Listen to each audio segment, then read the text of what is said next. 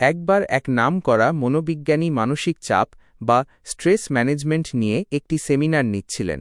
তিনি যখন হাতে একটি অর্ধেক ভর্তি জলের গ্লাস তুলে ধরলেন, সবাই ভাবল তিনি হয়তো সেই পুরনো প্রশ্নটিই করবেন, গ্লাসটি অর্ধেক খালি নাকি অর্ধেক পূর্ণ।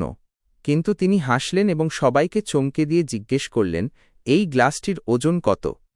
শিক্ষার্থীরা কেউ বলল 250 গ্রাম, কেউ বলল 500 গ্রাম। শিক্ষক তখন বললেন, এর আসল ওজন কত তা মোটেও গুরুত্বপূর্ণ নয়, বরং আসল বিষয়টি হল আমি কতক্ষণ ধরে এটি ধরে রাখছি।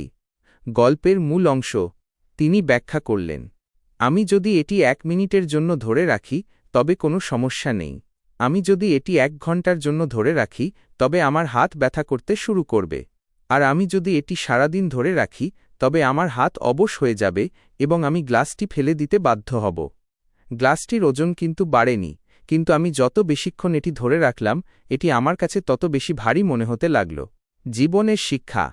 আমাদের জীবনের চিন্তা, দুশ্চিন্তা এবং মানসিক চাপগুলো ঠিক এই গ্লাসের জলের মতো। কোনো সমস্যা নিয়ে কিছুক্ষণ ভাবলে কোনো ক্ষতি নেই।